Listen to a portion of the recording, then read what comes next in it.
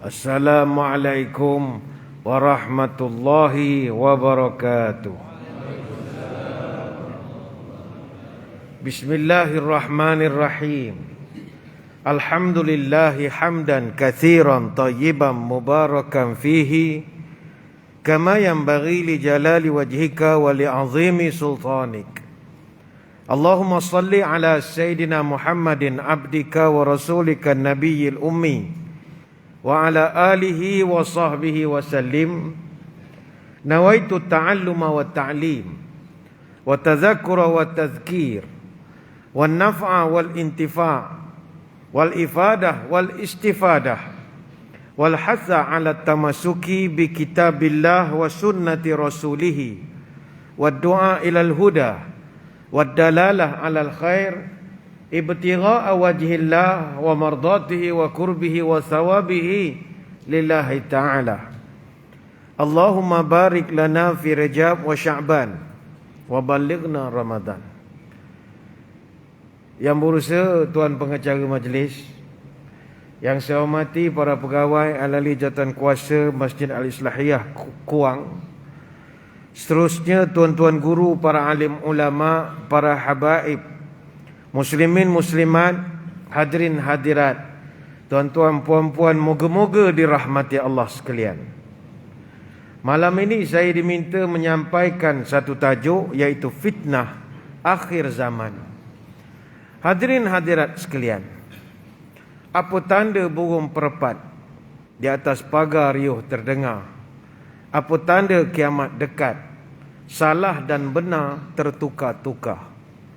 Apa tanda burung perpat mematuk bunga saban senja? Apa tanda kiamat dekat?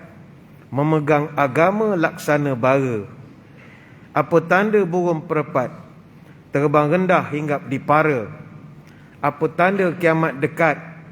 Terbit fitnah di mana-mana.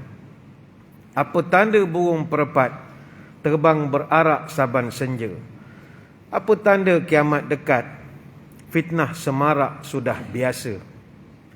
Dalam membicarakan fitnah akhir zaman ini, salah satu yang kita tak boleh nafikan adalah fitnah telah menjadi suatu kebiasaan pada zaman sekarang. Perkembangan pesat teknologi telah menjadikan dunia sekarang semakin kecil. Negara di seluruh dunia kini menjadi jiran sekampung. Apa yang berlaku di seberang kampung dapat diketahui dengan cepat sekali. Apa yang berlaku di Kuang ini, orang Kuantan pun tahu dalam masa 10 minit saja. Dunia abad ke-21 yang kita tinggal sekarang, kemajuan teknologi yang kita kecapi telah menjadikan manusia itu tidak lagi bertindak dengan sifat kemanusiaan. Dan inilah yang pernah disebut oleh Nabi SAW sebagai fitnah akhir zaman, yang disebut fitnah Duhaimah. Duhaimah ini ialah zaman Dajjal telah pun keluar, dan ketika itu fitnah begitu banyak berlaku. Kata Abdullah bin Umar radhiyallahu anhuma, dia bercerita, fadhakaral fitan fa aktsara fi dzikriha hatta dzakara fitnatul ahlas. Kata Ibn Umar, satu hari Nabi dengan para sahabat bercerita tentang fitnah-fitnah akhir zaman. Sampailah Nabi menyebut satu jenis fitnah, namanya fitnatul ahlas. Maka faqala qailun, satu orang sahabat angkat tangan, ya Rasulullah, wa ma fitnatul ahlas? Apa dia fitnah al-ahlas ini ya Rasul? Nabi menjawab, hiya harabun wa harbun. Ahlas ini adalah fitnah, harabun, harbun, yaitu banyaknya pelarian dan banyaknya peperangan. Itu fitnah. Dan sekarang ni pun dah ada bunga-bunga nak berlaku peperangan antara beberapa negara di sebelah Eropah. Pelarian tak payah ceritalah, negara-negara Eropah menerima kedatangan pelarian sama ada daripada Libya, daripada Syria dan negara-negara yang bergolak, negara Arab itu ramai, termasuklah tanah air kita, menerima pelarian begitu ramai sekali. Jadi ini dah berlaku fitnah ahlas, fitnah akhir zaman. Kemudian Nabi pun menyambung lagi, thumma fitnatus sarra. Kemudian habis datang pula satu lagi fitnah, namanya fitnah as-sarra. Kata Nabi, dakhnuha min tahti qadamai rajulun min ahli baiti yaz'umu annahu minni wa laysa minni. Ini membahaya. Kata Nabi, fitnah sarra, iaitu kotoran yang berasal dari bawah tapak kaki seorang yang mengaku dia keturunanku, padahal walaysa minni, celah mana keturunan aku pun tak tahu, kata Nabi. Yaz'umu annahu minni, dia mendakwa dia keturunan Nabi. Ini tak boleh lebih, sensitif kalau kita ulaskan terlampau berlebihan. Mudah-mudahan semua itu benar belaka. Mudah-mudahan jangan ada sampai mengambil peluang. Dia ada Said malam Jumaat, ada. Asal lahir malam Jumaat, semua Said. Ada setengah budaya dalam dunia ini, mana anak lelaki yang lahir malam Jumaat ditakutkan Said. Sebab itu Said, kalau betul dia Ahlul Bait, dia mesti ada al di belakang dia. Dia ada cucu cicit Nabi ni, dia ada marga dia. Al-Jufri ke Al-Attas, As-Sagaf, ada al begitulah. Saya pun tidak apa 100 lebih, kurang lebih. Jadi kalau yang selain dia, bila dia mengaku, kita tanya, ente daripada jalur mana, silah mana? Ana, lama jawab ana, dia pun tak tahu dia daripada mana. Itu alkohol je nama dia. Tak boleh, itu dia mendakwa. Sebab sekarang ni mengaku jadi keturunan Nabi jadi satu perniagaan. Mungkin belum di tempat kita, di tempat orang lain. Yaz'umu annahu minni wa laysa minni wa innama awliyai muttaqun. Keturunan aku semua orang bertakwa, kata Nabi. Tak ada PL begitu, tak ada perangai begitu. Nah, mudah-mudahan apa yang kita kenal keliling kelelang kita ni betul semualah, mudah-mudahan ya. Kemudian yang ketiga kata Nabi, subma fitnatud duhaima. Ni dia. Kemudian datanglah fitnah duhaima. La tada'u ahadan min hadhil ummata illa latamathu latmatan. Fitnah duhaima ini, tidak ada orang di kalangan umatku melainkan mesti dia akan ditampar oleh fitnah ini. Semua mesti kena. Illa latamathu latmatan, paling kurang sekali dia kena tampar dengan fitnah duhaima ini. Maka kata Nabi, fa idza kana zakum fantazirud dajjal min yaumihi aw min ghadihi.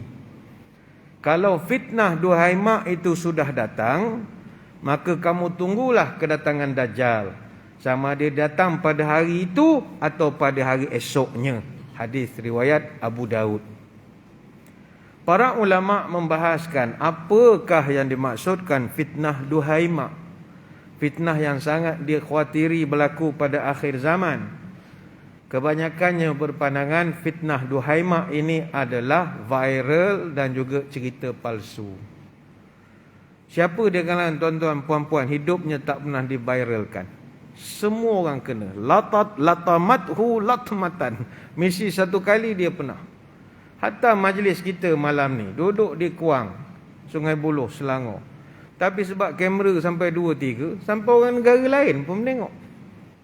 Artinya diviralkan, ditularkan. Orang asal tak tahu kita ada kat mana, tapi kebetulan dah buat live, dah orang tahu. Oh, ada di Sungai Buloh rupanya. Orang dah tahu. Daripada asalnya tak tahu. Artinya tidak ada lagi yang boleh dirahsiakan.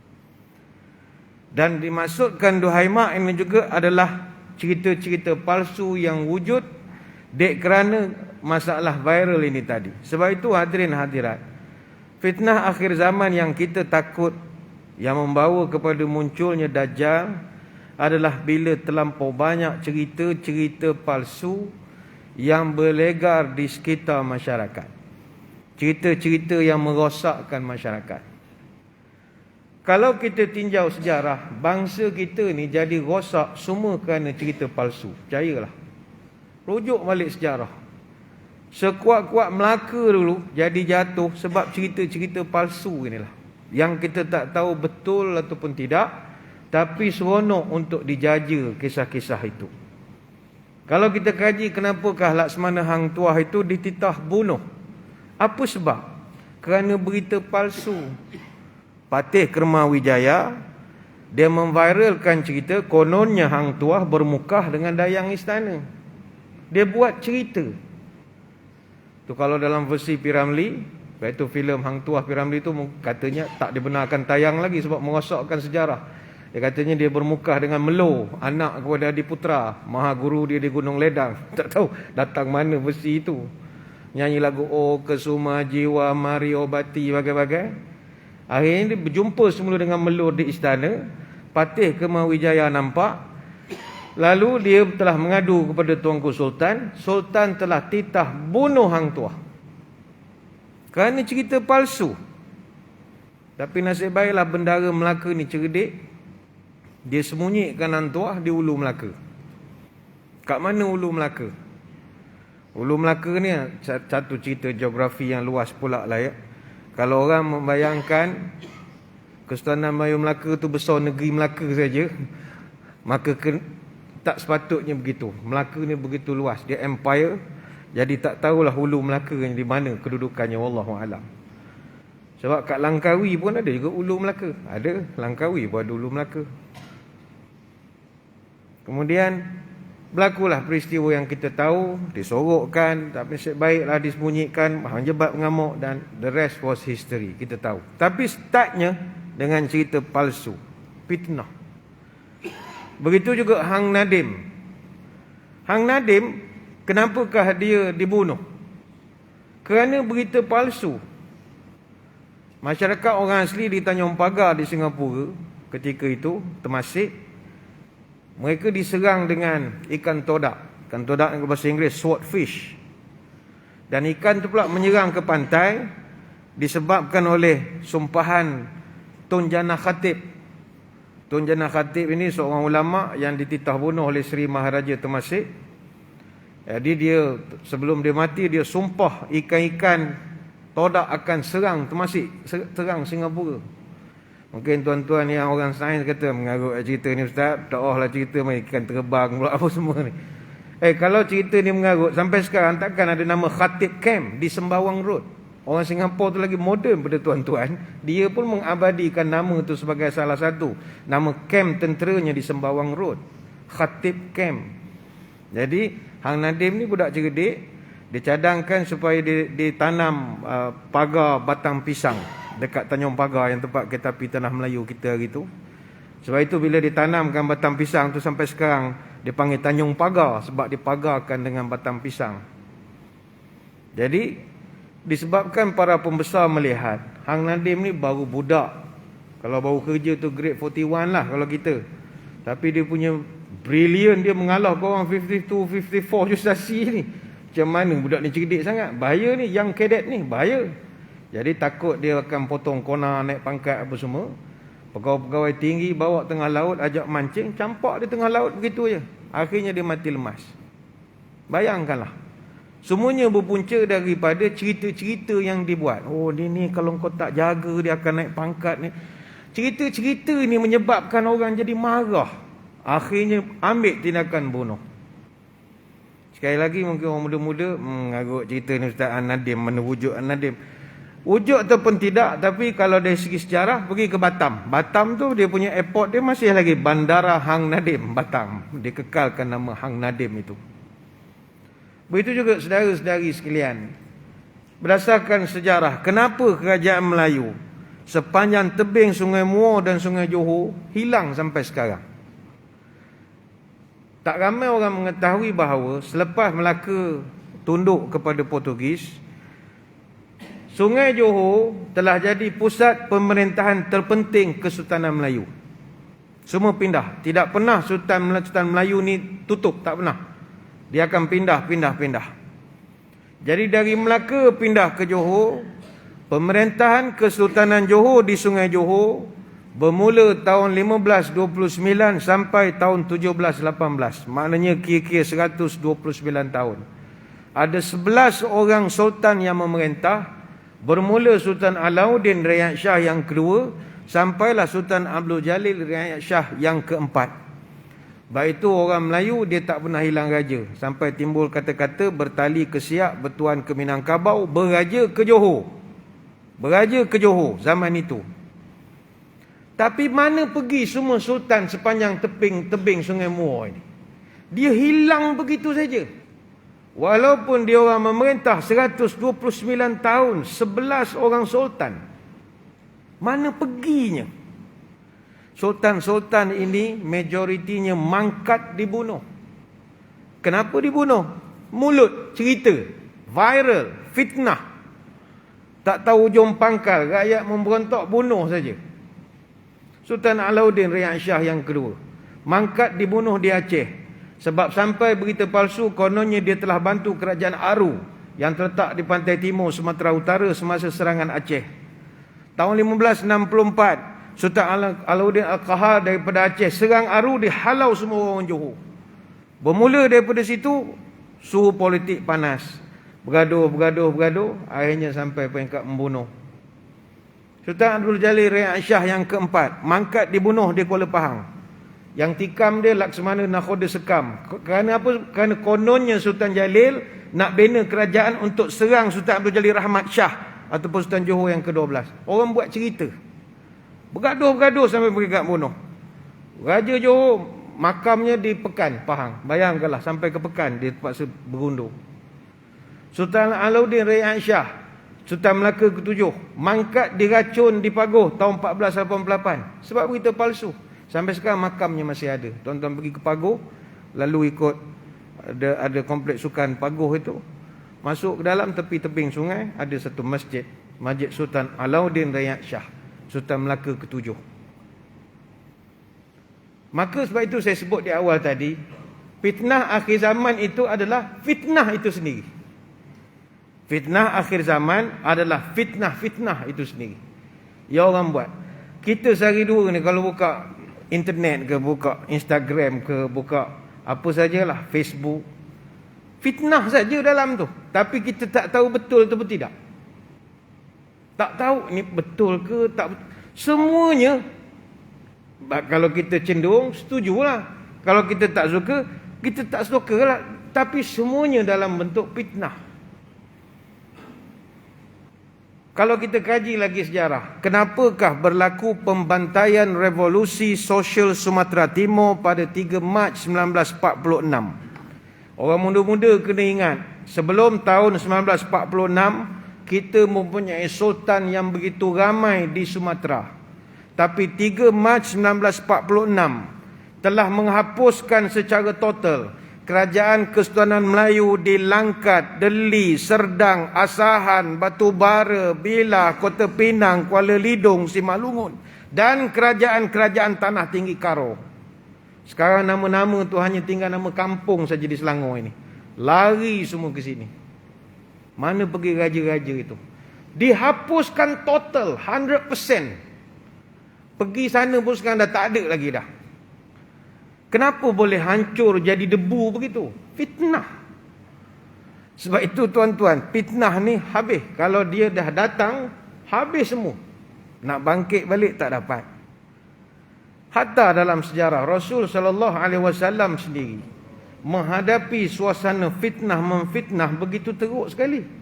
Sehingga turun ayat Quran untuk nak bersihkan fitnah. Macam zaman kita sekarang, orang fitnah kita baca fitnah orang, wahyu dah tak ada. So kita tak boleh nak verify benda ni betul ataupun tidak. Zaman Nabi kerana fitnah tu dah terlampau teruk, sampai turun ayat Quran nak clear cut apa sebenarnya yang berlaku. Sebab itu turunnya surah An-Nur ayat 11, surah An-Nur ayat 33, nak membersihkan fitnah yang dicanangkan ketika itu terhadap Aisyah radhiyallahu anha. Beberapa orang munafik buat cerita palsu mengatakan Aisyah ada skandal. Aisyah bercinta dengan Safwan bin Mu'attal As-Sulami radhiyallahu anhu. Bayangkan orang boleh create cerita ni ada affair dengan orang lain. Nabi masih ada tu. Nah, kalau sekarang orang buat cerita gosip dalam roti kaya ke apa ke, tuan-tuan jangan heran. Dia bermula hanya perbincangan saja. Tapi akhirnya dipanas-panaskan. Turun ayat Quran nak clearkan. Dan dek kerana peristiwa skandal itulah berjangkit sampai ke peperangan Jamal. Ada satu hadis daripada Abu Rafa'i radhiyallahu anhu. Innahu sayakununa bainaka wa baina Aisyata amrun.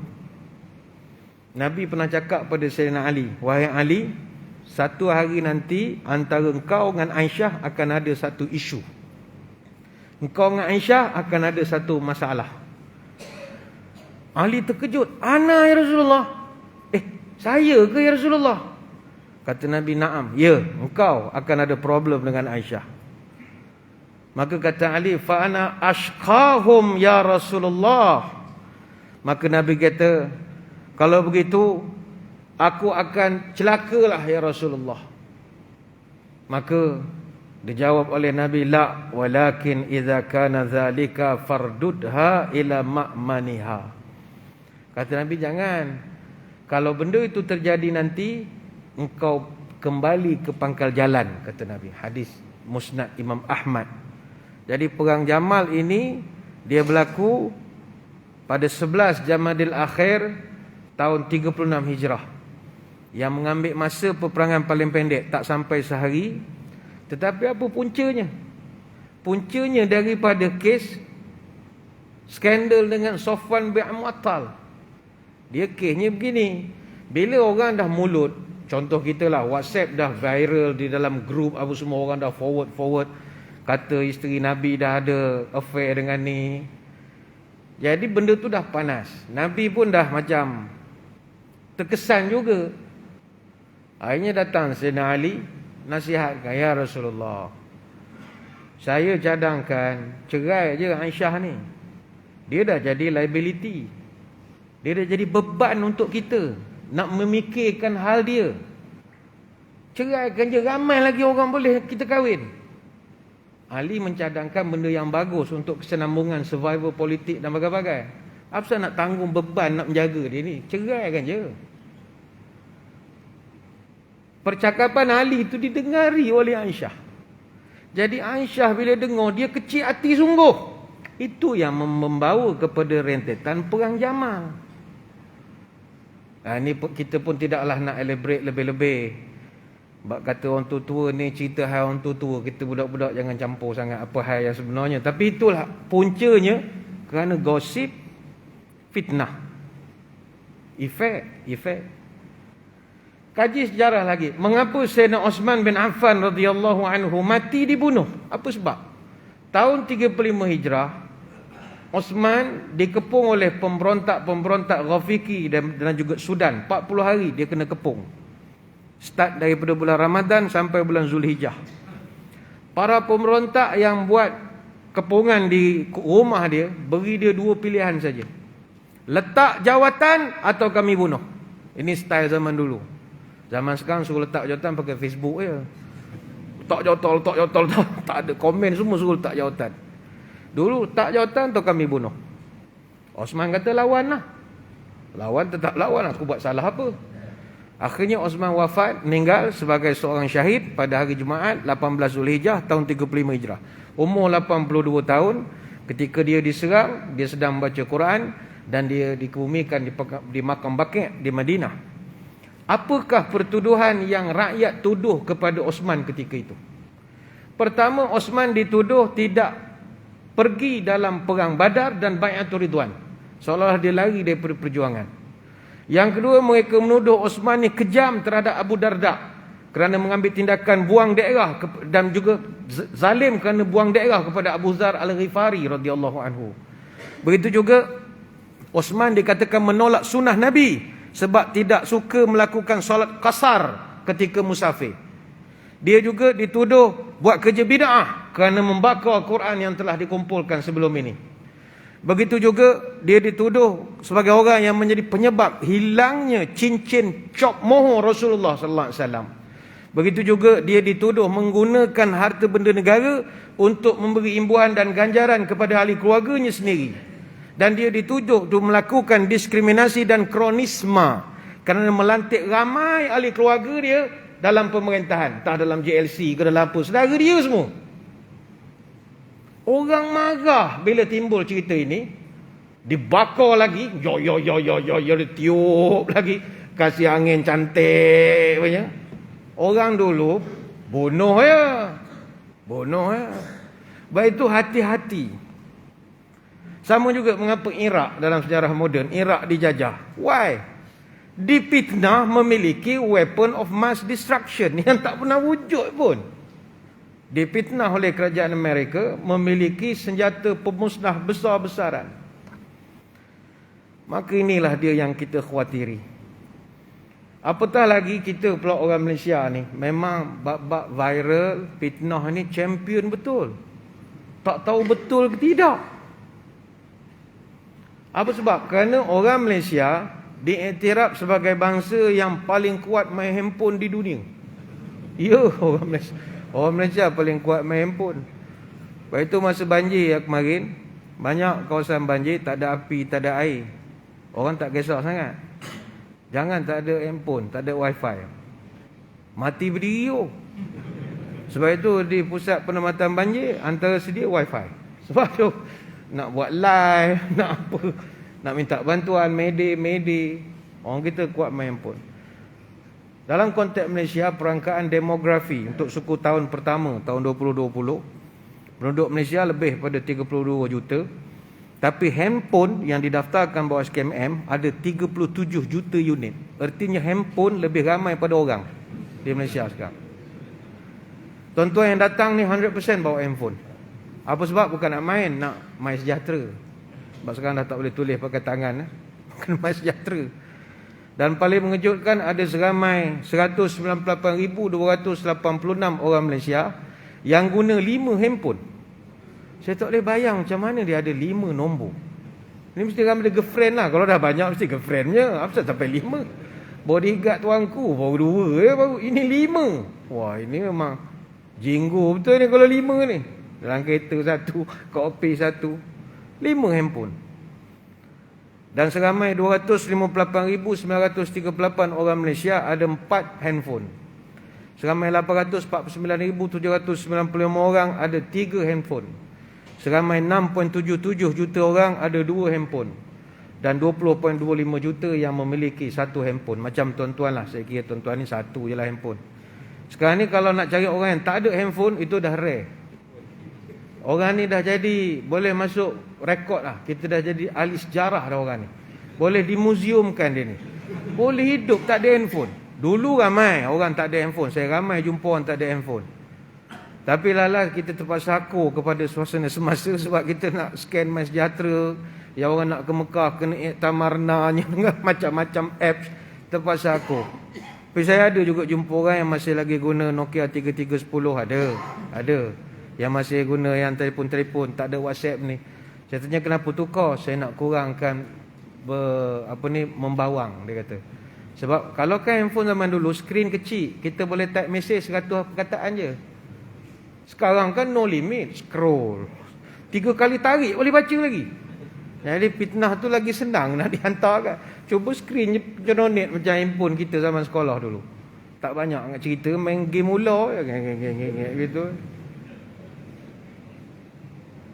Ada satu kajian pernah dibuat pasal orang Malaysia dan juga handphone. Pengguna di Malaysia menghabiskan lebih daripada 12 jam sehari di media sosial. Dan pengguna di Malaysia memeriksa telefon pintar 40 kali sehari. Maknanya macam lebih kurang malaikat Israel jugalah. Dia memandang kita 40 kali sehari. Kita pun memandang handphone tu pun 40 kali sehari. Saya ingat isteri kita pun kita tak pandang 40 kali sehari. Kalah, mana handphone menang lagi. Tu kadang bila blackout masjid, pum, semua orang muka bercahaya, keluar nur. Kata hebat masjid ni, semua tok-tok wali muka ada nur. Rupa cahaya handphone, muka keluar pada muka. Dan purata pengguna di Malaysia, mereka mampu antara paling jauh pun telefon dengan mereka 1 meter. Lebih 1 meter dia tak karuan. Dia kalau boleh nak sentiasa dekat dengan handphone dia. Dan 84% daripada wanita yang pernah dibuat survey menganggap telefon mereka lebih seksi dan lebih baik daripada suami mereka. Ada. Telefon tu dah jadi kawan dia. Sebab 82% suami didapati tidak melayani isteri kerana 9 jam bercakap dengan telefon, 27 minit dia bercakap dengan manusia. Sama dengan anak atau dengan isteri. Yang lain tengah siapa-siapa dia bercakap. Baik itu tuan-tuan sekalian, sering saya sebut handphone ini dia juga boleh jadi fitnah akhir zaman. Baik itu tak mustahil kalau satu hari esok obsesi melampau manusia kepada handphone akan menyebabkan ulama terpaksa mengeluarkan hukum mengharamkan handphone. Mungkin, tak pelik. Tidaklah mengejutkan kita sebab dia punya kadar kerosakan jauh lebih banyak. WhatsApp apa? Banyaklah. WhatsApp mata tak payah cerita lah. Budak sekolah rendah kan semua pakai spek dah. Kesian betul ya. Sekolah rendah dah pakai spek. Kita 5 pun pakai. Dia sekolah rendah pakai dah. PDPR punya penangan dan bagai-bagai lagi semua dah tak boleh nampak, blackboard tak boleh baca lagi dah. Dari segi ejaan bahasa, WhatsApp pakai handphone ni. Bahasa budak-budak WeChat, bahasa budak-budak Wak apa jadi? Dah kan lom gi. Napa? I panjang pula. Napa? Pula emoji tak apa-apa, keluar air mata lah. Tak apa-apa. Napa? Red. Sakit perut, cirit dia jawab kan. Tapi bukan muda-muda sajalah, orang pencen pun kalau dia punya mesej la ilaha illallah kadang tak boleh nak baca apa benda. Kadang mak saya pun hantar mesej kata apa benda. Terlampau shortcut pun ada juga. Pakai suara je lah, senang ya. Pakai suara je. Dan saya mencadangkan tuan-tuan, dengan mak kita, dengan isteri, suami, anak-anak ni, mesej biar pakai suara lah, daripada type. Apa sebab? Mudah, selamat kita driving ke apa ke. Satu lagi, itulah kenangan kita. Andai kata dia dah tak ada, suara itu pengganti. Saya pernah jumpa orang kat restoran, orang pencen, makan roti canai. Dia letakkan handphone dia, dengar isteri dia bercakap. Hai, makan apa? Roti canai. Dengar ke dia cakap. Ingatkan dia cakap telefon. Rupa dia main balik mesej WhatsApp. Rupa dia borak, isteri dia dah meninggal. Itu ialah cara dia nak ingat balik. Dia tuan-tuan pakai suara lah daripada menaik tak apa-apa. Pakai suara je. Saya ingat kita berhenti seketika untuk beri laluan kepada azan isyak. Sebab saya kira kita ambil barakah segala azan isyak. Nanti kita akan sambung balik selepas daripada azan isyak. Jadi tuan-tuan semua jangan ke mana-mana. Kita akan kembali selepas ini.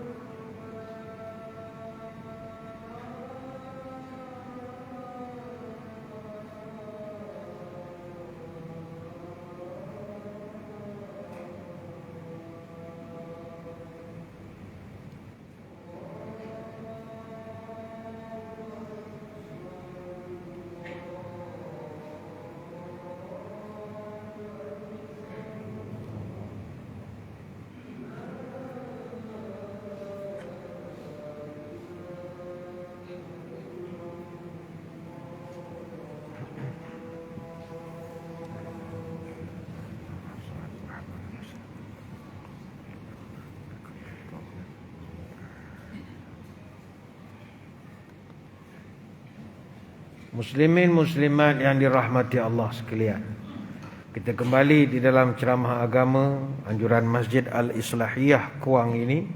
Kita membawakan tajuk fitnah akhir zaman. Berdasarkan peraturan, kita dikendaki menamatkan ceramah ketika azan sudah pun berkumandang, tetapi boleh diberikan pengecualian sekiranya para jemaah mengizinkan untuk dianjakkan sedikit pelaksanaannya untuk memberi laluan kepada syarahan, diulaskan sedikit lagi, bukanlah panjang, tidak ya. Jadi terima kasih, kita sambung balik. Muslimin muslimat sekalian, tadi kita dah bercerita bahawa fitnah akhir zaman adalah fitnah itu sendiri yang begitu banyak bertebaran di dalam media kita, yang akhirnya merosakkan kepada diri kita sendiri. Sebab itu di negara kita sekarang, orang nak dapatkan berita, orang dah tak menengok TV lagi dah. Dulu kita nak menengok berita, tengok TV ya. Kalau ayah kita dulu pukul 8, semua orang diam lah, mana boleh bising-bising. Diam semua, dia nak tengok berita pukul 8. Habis berita dia pergi masjid, sembahyang isyak pula. Masa tu ceramah tak banyak masjid. Jadi lepas maghrib balik tengok berita. Habis berita pergi masjid. Lepas tu berita pukul 10, sebab dunia jam 10. Salah Siah Zakaria. Nak tengok pun tak boleh bising juga. Asyik tak boleh bising lah kalau duduk rumah. Orang dulu tengok berita. Tapi sekarang 86% orang Malaysia dapat berita menggunakan media sosial. Bayangkanlah, 77% daripada media sosial itu adalah WhatsApp. 41% gunakan Facebook Messenger. Sedangkan tuan-tuan, berita ini perlu dibawa oleh orang yang ada authority. Sebab itu berita dalam bahasa Arab naba'ah. Naba'. Perkataan Nabi itu asal daripada naba'. Nabi itu adalah orang yang membawa berita. Maka secara automatik, orang yang nak bawa berita, sikit-sikit dia mesti ada sifat-sifat Nabi. Sidik, amanah, tabligh, fatanah. Masalah, berita yang kita dapat menerusi WhatsApp, menerusi live tahap itu ini yang orang buat di dalam social media, orang-orang yang bawa tu benda rupa orang itu. Kalau orang yang bawa tu ada sifat-sifat Nabi, naba'ah itu, insya-Allah tak ada masalah. Tapi kalau tidak, beritanya itu kita tidak tolak, tetapi beritanya itu menjadi spekulatif. Mungkin baik, mungkin tak baik, mungkin betul, mungkin tak betul. Sebab itu Allah Ta'ala memerintahkan kepada kita, kalau terima berita daripada orang antah berantah, itu mu kena fatabayyanu, mu kena verify, mesti check. Sebab kita tak nak berita yang kita dapat daripada orang fasik. Siapa orang fasik? Fasik ni al-khuruj anil haqq. Orang yang tidak peduli dengan kebenaran. Janji popular. Janji benda ni viral. Janji viewers ramai. Dia tak peduli tentang kebenaran. Dan hari ni orang fasik berlambak-lambak. Apa tanda burung perpat? Buru bergedek di patuk angsa. Apa tanda kiamat dekat? Orang fasik bermaharaja lela. Kalau nak kenal orang fasik, perangainya buruk, lidah terbalik, berjanji mungkir, beramanah licik, tipu menipu dia pun cerdik, membohong orang dia pun asyik, lidah bercabang hatinya bercopang, mulutnya manis tapi hatinya menengkis, lidah lunak, hatinya tak cedak. Di muka elok, di belakang berkelok. Mulut manis, tapi hati bak iblis. Mulutnya ramah, tapi hati menyumpah. Mulutnya memuji, tapi hati mencaci. Mulut bermanis-manis, hati dendam tak habis. Depan kita mengaku sahabat, belakang kita dia menyebat.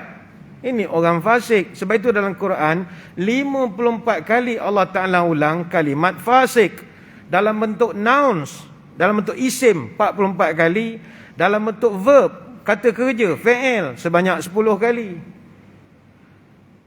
Dan Allah sebut dalam pelbagai bentuk dan variasi bahasa. Ada masa dia gunakan fiskun. Fiskun 3 kali Allah Ta'ala ulang. Ada masa fusukun, itu 4 kali Allah Ta'ala ulang. Ada masanya fasikun, itu 2 kali Tuhan ulang. Maka bayangkanlah, bila kita dapat berita daripada orang yang antah berantah, maka dia akan membawakan kepada budaya bersemaraknya fitnah. Tak campur lagi, di akhir zaman Nabi sebut antara masalah yang payah nak diuruskan adalah orang bodoh makin ramai. Dunia nak kiamat, orang bodoh ni bermaharaja lela. Nak cari satu orang pandai, itu payah betul. Baik itu Nabi sebut min asyratis sa'ah an yurfa'al ilma wa yasbutal jahlu. Tanda kiamat dah nak dekat, engkau akan tengok ilmu ni dah hilang. Dan orang bodoh sangat ramai, kata Nabi. Hadis Bukhari. Kebodohan menjadi-jadi. Kita zaman muda dulu dah bodoh dah. Kita ingat kita lah paling bodoh. Bila kita hidup sekarang ada lagi orang bodoh daripada kita. Sejak ada TikTok, makin ramai lah orang bodoh kita menengok. Kita tak kata TikTok tu salah. TikTok ni pun dakwah. Saya menyeru pada tuan-tuan kita yang dah berumur ni, masuk TikTok. Buka TikTok. Kalau kita tak join TikTok, budak-budak semua. Kalau dia sama dia, tak ada orang tua, lagi teruk. Dia macam budak-budak main sama dia, tak ada orang besar menengok. Mandi sungai, tak ada orang besar jaga. Lemah. Kena ada orang besar, kena ada. Kalau tak dia main sama dia, awak jadi ustaz ni, dia jadi berlakon jadi ustaz. Ya ustaz, ingat ustaz betul. Habis hukum hakam tu langgar. Bila tanya geng-geng ceramah, apa kata tak nak masuk TikTok? Gila, masuk TikTok semua tak nak masuk. Rupanya jadi punah. Saya memang tak, saya semua benda saya tak masuk. Saya nak tidur lena, saya malas rabut dengan media-media sosial ni. Benar, jaga YouTube pun benar ni pula nak jaga benda lain. Tapi tuan-tuan yang rajin dengan medsos kena masuk TikTok. Kadang-kadang kita tengok ya, apabila anak-anak muda ni, kita nasihatlah sebagai orang tua, ni orang muda dengarlah. Majoriti daripada orang yang duduk dalam internet, dunia internet ni, dunia laman sosial apa semua ni, adalah majoriti orang muda. The most active demographic on social media, demografinya antara 18 sampai 24 tahun. 90% manusia yang usianya antara 18 sampai 29 tahun, mereka memang buat kemah dalam social media. Saya ingat dia tidur dalam tu. 1 minit je orang hantar satu posting, terus ada like. Maknanya memang dia tidur situ betul. Dia tidur depan page tu betul. Secara personally, professionally and academically involved. Orang muda. Sebab itu, orang muda, ya, kita pun kata-kata di sini penuh muda. Tuan-tuan yang dah 40-an, dah 50-an, 60-an, kita penuh muda. Kita tahu orang muda, kita penuh muda. Muda ni young and stupid. We've been there, done that. Kita tahu, kita penuh muda. Kita bukanlah terus-terus jadi macam ni sekarang. Kita rambut panjang juga, adalah perangai-perangai kutub berhak tu ada. Bila dah berumur tak adalah, dah main masjid. Jadi kita tahu macam mana rasanya jadi orang muda. Jadi kita nasihatkan kepada orang muda, dulu kami style jahat kampung sajalah.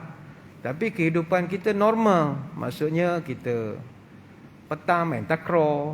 Sekarang nak tengok budak main takraw pun tak ada. Saya ingat budak sekarang takraw pun tak kenal lah agak. Kita lah ada main timbang-timbang bola. Duduk dalam bulatan. Main tikam-tikam kan? Tikam-tikam. Sekarang dah tak ada lah. Futsal tu biasalah, apa bayar semua. Zaman-zaman kita dah, dia dah hilang. Belajar silat malam-malam, pergi ke gelanggang belajar dengan ustaz.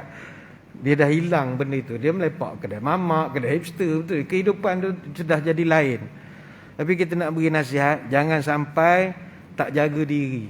Khususnya bila duduk di dalam dunia internet. Dunia internet dia macam alam bunian juga. Kena hati-hati. Kena pijak di bumi nyata ini. Majoriti daripada orang yang duduk di dalam dunia internet ni adalah penagih.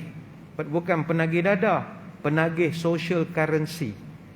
Jadi saudara-saudara yang rajin duduk dalam media sosial kena hati-hati.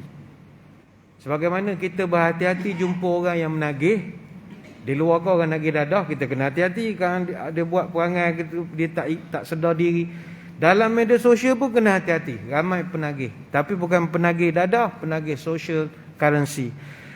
Media sosial ni dia ada currency dia, mata wang dia. Apakah mata wang media sosial? Like, comment, share, follow. 4 ni orang ketagih. Tuan-tuan nak tahu tuan-tuan ketagih ataupun tidak? Kejap akan ambil gambar. Selfie. Dan dengar ceramah malam ni di Masjid Islahiyah. Kita pun post. Sampai pukul 11 malam kita cek. Asal tak ada orang like. Ketagih. Ketagih. Tuan-tuan sudah ketagihan. Mana friend aku?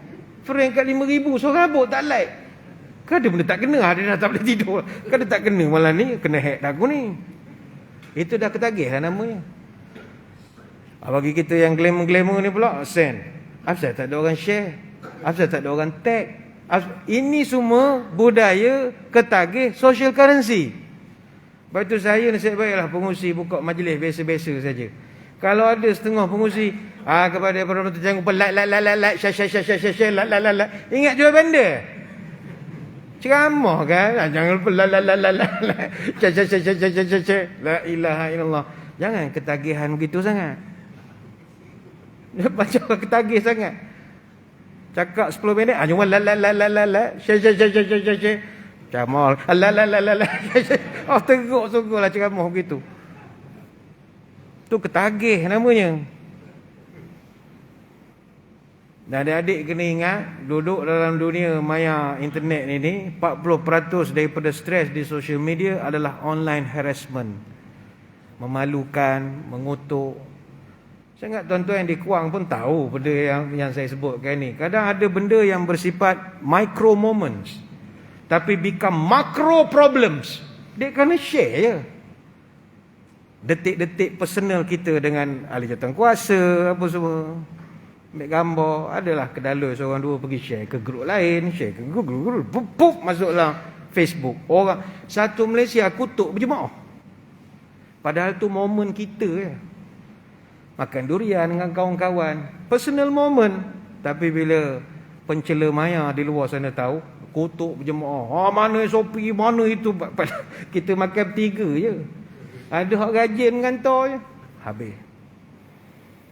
Sebab itulah dalam Quran ada satu surah yang sewajarnya setiap netizen, para pencela maya, orang muda-muda yang suka komen jelek pada orang, bacalah surah ini.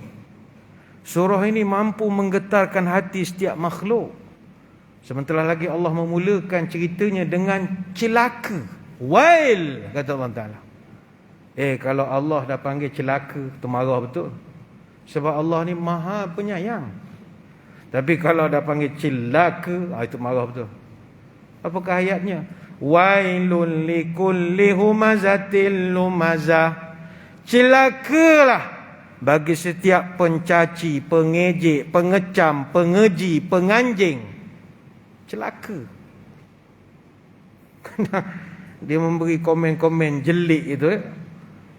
Tahukah saudara-saudari, setiap percakapan kita yang mencela, mengeji, mengejek, mencaci, mengecam, itu Allah sebutkan wailul likulli humazatil lumazah. Celaka orang ni. Kenapa Tuhan tak suka? Kurang hajar. Sebab itu orang yang mulut tak ada insurans atau tangan dia tak ada insurans, dia akan duduk di satu neraka nama Hutamah. Hutamah ni neraka yang custom made untuk dia. Dia tempat tertutup, tidak ada udara masuk, pressure cooker. Dan api yang digunakan menjulang tattali'u 'alal afidah, sampai hati. Api dia sumbu sampai ke hati. Kenapa hati? Orang perangai macam ni, hati busuk. Dia tak boleh tengok orang bahagia, dia tak boleh tengok orang gembira, orang nak ada momen-momen yang seronok, dia tak boleh. Hati busuk. Jadi kita akan bakarlah hati dia itu. Sebab itu saudara-saudari, jagalah mulut. Orang tua pesan, kalau bercakap, pelihara lidah. Kalau berjalan, pelihara kaki. Kalau bercakap, rendahkan suara. Kalau bergaul, rendahkan hati. Kalau bermadah, lembutkan lidah. Kalau berjalan, haluskan langkah. Bercakap kalau tak beradab, melangkah pun nanti tak semenggah. Sebab terlanjur langkah di bawah surut, terlanjur lidah bawa maut. Sampaikan orang tua dulu pesan, dulu orang kena bunuh, kena seksa, kena tangkap, semua sebab mulut. Mulut, tak ada kesalahan yang kuat melainkan mulut. Maka mereka buat peraturan, bercakap dengan orang, jauhkan mengenang. Bercakap dengan orang tua, banyakkan bertanya. Bercakap dengan anak, berlunak-lunak. Bercakap dengan isteri, isi mengisi. Bercakap dengan suami, ingat mengingati. Bercakap dengan mertua, jaga berjaga. Bercakap dengan menantu, bertentu-tentu. Bercakap dengan sahabat, hemat berhemat. Bercakap dengan kawan, segan menyegan. Dia ada protokol dia. Maknanya kita tak boleh bercakap dengan semua orang dengan laras bahasa umur kita. Adik-adik umur 25. Nak bercakap dengan pengurusi masjid, nazir masjid, orang masjid umur 40, 50, 60 sama dengan ayah kita. Kita tak boleh cakap macam kita cakap dengan kawan kita umur 25. Weh apa? Dia orang tua. Orang tua kita hormat. Dan orang tua pun kalau nak bercakap dengan orang muda, ada laras bahasa orang mudanya. Cakap dengan anak-anak, ada cara bercakap. Begitulah. Yang penting jaga mulut. Kerana mulut, santan binasa. Ada orang kata kerana mulut, santan terasa, kerana mulut, badan binasa. Ada kata kerana mulut, santan binasa, kerana mulut, badan merasa. Elok-elok. Jangan bergaduh. Kalau kita nak beri komen pun dalam Facebook, dalam Instagram, apa pun, nak menegur sekalipun, ada caranya. Kalau menegur, mesti menurut alur. Santun menyapa, maniskan muka. Adat menegur berbaik-baik, syarak dan adat mesti ditelik. Menegur jangan semena-mena supaya tidak jadi bencana. Menegur jangan sampai menista supaya tak jadi silang seketa. Sebelum menyapa, tengok rupa. Sebelum menegur, tengok umur. Sukat dulu. Ni umur ayah aku, umur abang aku, umur pakcik aku. Sukat dulu umur kita. Hatta kalau nak sanggah sekalipun, ada cara. Elok menyanggah bawa faedah, buruk menyanggah bawa fitnah. Bila menyanggah niat buruk, ke mana pergi orang mengutuk. Bila menyanggah mendabik dada, orang menyampah manfaat tak ada. Elok menyanggah bawa manfaat, buruk menyanggah bawa mudarat. Bila menyanggah mencaci maki, mana pergi pun orang benci. Bila menyanggah tak senonoh, alamat hidup akan bergaduh. Maka inilah benda yang membawa kepada fitnah kalau kita tidak kawal. Maka muslimin muslimat sekalian, kita tidaklah malam ni nak mengatakan sosial media, internet ni benda tak bagus. Dah. Kita tak boleh mengatakan benda tu tak bagus lantas kita nak haramkan. Tidak. Agama tidak datang package begitu. Sebab kita boleh manfaatkan benda ni untuk dakwah. Banyak peluang dakwah. Kalau kita telusuri laman Google Zaigis, tuan-tuan type dalam Google ada Zaigis. Zaigis ni ratusan ribuan pencarian ataupun queries yang paling kerap dan yang paling banyak ditanya oleh manusia, dia akan datakan. Apa orang paling banyak cari dalam hidup ini? Jika dikaji, sejak daripada pertama kali Google diciptakan, apakah perkataan yang paling banyak di-type di dalam Google? Orang nak cari apa? Rupanya ranking nombor 1 perkataan yang banyak sekali orang cari adalah who is God? Siapa Tuhan? Perkataan kedua paling banyak, what is love? Maka kalau kita ada jiwa dakwah, kita takkan rugikan benda ini, takkan sia-siakan. Di luar sana berbilion orang sedang mencari Tuhan. Baiklah kita tumpukan masa untuk nak mengenalkan manusia kepada Tuhan. Sebab masyarakat di luar tidak lagi mencari Tuhan di altar suci pemujaan. Mereka dah tak mencari Tuhan di kuil, tokong, ataupun mungkin orang muda dah tak cari Tuhan di masjid.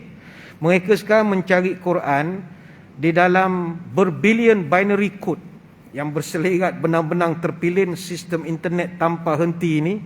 Mereka mencari dan mengenal Tuhan dalam format PDF, EXE, MP3, WMA.12, dalam YouTube, dalam Facebook Live. Mereka mencari Tuhan cara begitu. Jadi ambil peluang. Kita bela Islam. Orang kutuk Islam pakai internet berapa banyak? Majalah Time pernah keluarkan artikel, dalam tempoh 150 tahun lebih 60,000 naskah buku yang ditulis khusus untuk menyerang Islam. Orang tak jawab. Begitu juga lebih daripada sebuah buku sehari ditulis untuk memburukkan Rasulullah sallallahu alaihi wasallam. Tapi mana orang nak tolong jawab kan? Tak ada. Sebab kita lebih sibuk ke benda lain.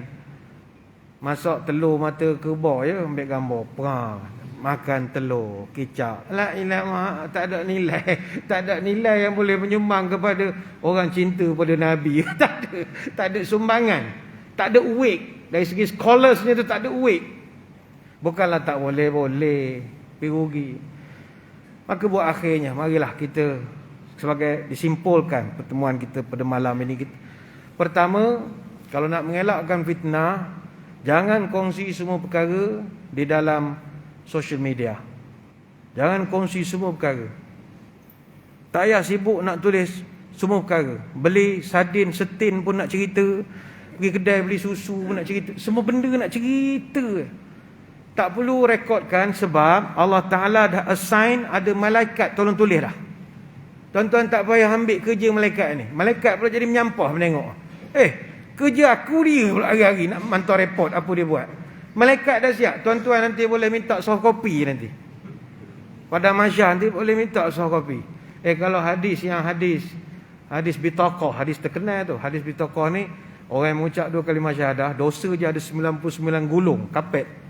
Satu gulung, saujana mata memandang. Tapi bila timbang dengan satu kad yang tulis La ilaha illallah, lagi berat La ilaha illallah. Bayangkan satu dosa 99 gulung. Jadi tuan-tuan esok boleh minta hard copy boleh, soft copy pun boleh. Siap boleh binding agak esok. Tibuk tulis buat apa? Dah ada 99 gulung. Scroll tu dia dah ada dah. Hadis sahih. Wa qala qarinuhu hadza ma ladaya atid, dan berkatalah malaikat yang ada bersama dengan kita, inilah orang yang dalam jagaanku, siap sedia untuk dicatat, dibicarakan. Ini surah Qaf ayat 21. Jadi tak payah buat kerja malaikat. Semua benda nak catat, tak perlu. Yang kedua, jangan kongsi perkara yang sepatutnya kita rahsiakan. Jangan kongsikan. Sebagai contoh, orang yang dengan suami isteri, tak payahlah tunjuk kat kau orang menyampah ke. Sekali-sekala okeylah, lepas dia orang menyampah juga. Lepas itu ada Nabi pernah sebut, ada satu golongan umatku dia panggil golongan mujahirin. Kullu ummati mu'afan illal mujahirin. Setiap umatku akan diampunkan dosa kecuali mujahirin. Mujahirin ni orang yang buat dosa secara public, secara terang-terangan. Mana dia kalau buka Facebook, dia punya page available view by all. Sepatutnya by friend saja. Dalam family ke apa kan, limited group saja ke. Tak, dia memang all. Semua orang boleh tengok. Bukan private.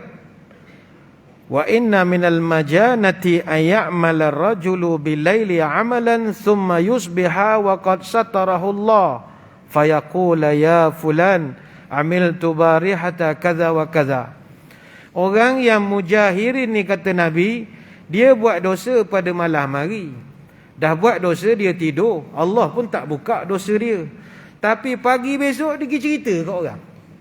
Malam tadi aku jumpa perempuan begini. La ilaha illallah. Dia pula pergi cerita kesalahan dia kepada orang lain. Asalnya orang lain tak tahu. Waqad bata yastu rabbu wa yusbihu yakshifu sitra Allah anhu. Maka inilah orang yang malam Allah tutup aib, siang pergi buka aib dia sendiri. Tak dapat ampun daripada Allah. Lepas tu saya selalu tegur artis-artis yang hijrah. Engkau nak pergi ceramah masjid, tak ada masalah. Tapi engkau jangan cerita benda buruk zaman lampau. Let bygone be bygone. Orang daripada tak tahu jadi tahu pula dah. Saya lu tuan-tuan minum arak. Orang tak tahu dia minum arak. Dia pergi cerita buat apa? Niat dia nak suruh orang jadi. Tak ada, tak payah. Orang datang masjid ni baik semua dah. Orang nak cerita begitu ke kelab malam. Tempat memang orang tengah minum betul. Tengah order. Saya dulu tak pernah puasa. Tak payahlah, cerita dakwah sudahlah. Mungkin dia tak faham. Dia minat, dia semangat. Tapi tak payah. Apa Tuhan dah tutup, you tak payah cerita. Tuan-tuan pun sama. Dosa-dosa dulu tak payah nak cerita ke isteri. Buat apa jadi bergaduh pula dah. Abang tadi kat opel kenyek mata, nampak korang kenyek mata sikit. Cerita buat apa? Tuhan dah tutup cari penyakit pun. Saya jujur Ustaz. Saya hubungan saya atas kejujuran. Tak cerdik namanya. Tak payah cerita. Diam je. Kalau Allah nak buka, Allah bukakan aib kita. Allah akan bukakan. Don't worry. Tuhan akan bukakan. Satu negara tahu. Tampil mangsa lah, tampil. Ada ya. Tuhan kalau buka, dia buka. Kalau tutup, dia tutup. Jadi tak payah bukakan aib kita. Yang ketiga, janganlah share satu berita yang kita tak tahu hujung pangkal. Kafa bil mar'i kadhiban an yuhadditha bi kulli ma sami'a. Cukuplah orang tu dapat dosa kalau dia forward benda yang dia dengar saja. Hadis Muslim, tanpa dia verify pun. Contoh, kita banyak WhatsApp group. Esok pagi semua hijau group. Buka satu, innalillahi wa inna ilaihi, telah berpulang ke rahmatullah penceramah yang terkenal Ustaz ni. Kita pun tak ada nak menanya, ya kau tahu mana, tak forward pula dari grup sebelah, telah berpulang ke rahmatullah. Yang ni dapat buat lagi, telah berpulang ke rahmatullah. Yang lain pula rajin pula membaca Fatihah ramai-ramai, Fatihah, macam-macam. Tak ada seorang pun yang tanya, ni dapat mana cerita? Tak ada. Di mana budaya fatabayyanu? Tak boleh. Agama suruh cek dulu. Mesti ada kecermatan sosial, baru fitnah tak merebak. Dulu Allahyarham Datuk Ustaz Ismail Kamus, sebelum dia meninggal, dia lah antara penceramah yang tiap-tiap tahun orang hadiahkan Fatihah sebab ingat dia meninggal. Sian ke dia? Pernah sekali masa dia di Mekah, saya di Mekah, dia di Mekah. Dia kata, "Apa aku kenyang, tak nak makan." Belum ni dah. Sebab dia memang dia suka selera kambing, makan apa Arab ni. Tapi dia, apa aku tak. Rupanya ura-ura dia meninggal di Malaysia, ada masjid surau yang buat baca Yasin ke dia. Tahlil pun ada. Jadi itu yang dia boleh buat satu teori tu, agaknya bila kita mati, masuk kubur, orang tahlil-tahlil ni kita jadi kenyang kot dalam kubur. Sebab aku rasa kenyang masuk dalam Mekah. Jadi tuan-tuan try lah baca-baca tahlil, mana tahu kenyang ya. Kalau tak percaya, mati dulu, biar kami sedekahkan kepada tuan-tuan. Tengok kenyang ke tidak. Nanti bangun cerita balik sampai ke tidak. Yang keempat, jangan mengaibkan orang. Walaupun niat kita nak amal makruf nahi mungkar ke, jangan sampai mengaibkan orang. Sebab hari ni kita buat pada orang, akan datang Allah Ta'ala balas balik. Itu kita tak nak. Yang penting, sebarkanlah budaya 2R, research and responsibility. Perlu ada kecermatan digital. Tanggungjawab. Kita tanggung di dunia, jawab di akhirat esok. Satu berita kita sebar sampai jatuh satu orang daripada jawatan dia kerana tangan kita, jawab depan Allah esok. Nazir letak jawatan kerana kau bawa berita tak apa-apa sampai berhenti dia jadi nazir. Jawab depan Allah. Kena berani. Tangan cincang, bahu mesti bahu mikul. Jadi anak jantan. Saya main-main je. Itu penakut namanya. Tanggungjawab. Saya sebar mesej. Ya, saya tanggungjawab. Nak tak duduk belakang orang. Ana. Apa benda Ana? Kena berani tanggungjawab. Maka insya-Allah kalau begitu cara kita mengurus, fitnah tidak akan mudah tersebar dalam masyarakat. Sebenarnya banyak nak diterangkan, tapi masa tak mengizinkan. Saya kalau ikut nak ceramah sampai pukul 10. Bila tengok ada seorang bangun pegang perut, seorang bangun pegang perut, saya berhenti je lah ceramah. Sekadar itulah saja. Terima kasih di atas undangan. Mohon maaf sebarang kekurangan. Moga-moga kita bertemu pada lain-lain kesempatan. Sebelum berpisah, kita tadah tanganlah berdoa. Moga pertemuan ini diberkati ilahi. A'udzubillahi minasyaitonirrajim. Bismillahirrahmanirrahim. Allahumma salli wa sallim ala Sayyidina Muhammadin salatan tukhrijuna biha min zulumatil wahmi. Allahumma barik lana fi Rajab wa Sya'ban wa balighna Ramadan. Ya Allah, berkatkan umur kami pada bulan Rajab, berkatkan umur kami pada bulan Sya'ban, panjangkanlah umur kami dapat bertemu dengan Ramadan. Allahumma tawil umurana wa sahih ajsadana wa nawir qulubana wa thabbit imanana wa ahsin a'malana wa wasi' arzaqana wa ilal khairi qaribna wa 'anil syarri ab'idna wa qdi hawaijana fid dini wad dunya wal akhirah innaka ala kulli syai'in qadir.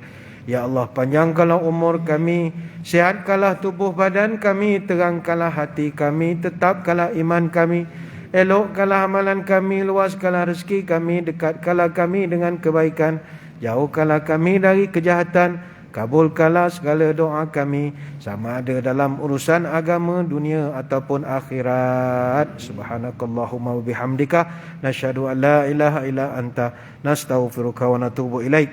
Wa sallallahu ala sayyidina Muhammadin wa ala alihi wa sahbihi wa baraka wa sallam. Walhamdulillahi rabbil alamin. Sekadar itu, wabillahi taufik wal hidayah. Assalamualaikum warahmatullahi wabarakatuh. Wallahu a'lam.